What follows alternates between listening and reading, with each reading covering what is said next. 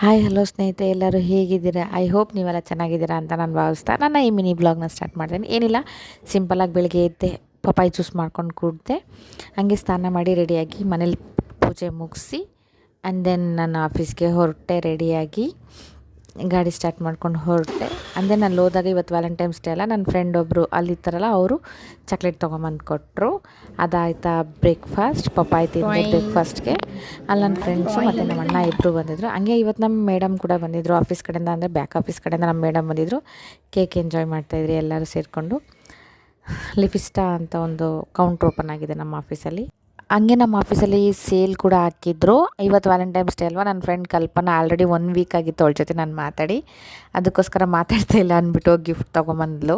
ವಾಲೆ ಇಬ್ರಿಗೂ, ನನಗೂ ಯಶುಗೂ. ಆ್ಯಂಡ್ ದೆನ್ ಮನೆಗೆ ರಿಟರ್ನ್ ಬಂದು ಚಿಕನ್ ಸಾಂಬಾರು ಮಾಡಿದ್ದೆ. ನಾನು ಡಿನ್ನರ್ ಕೂಡ ಮುಗಿಸ್ದೆ. ಇವತ್ತಿನ ಈ ಮಿನಿ ಬ್ಲಾಗ್ನ ಇಲ್ಲಿಗೆ ಎಂಡ್ ಮಾಡ್ತೀನಿ. ನಿಮಗೆ ನನ್ನ ಈ ಚಿಕನ್ ಸಾಂಬಾರು ರೆಸಿಪಿ ಬೇಕು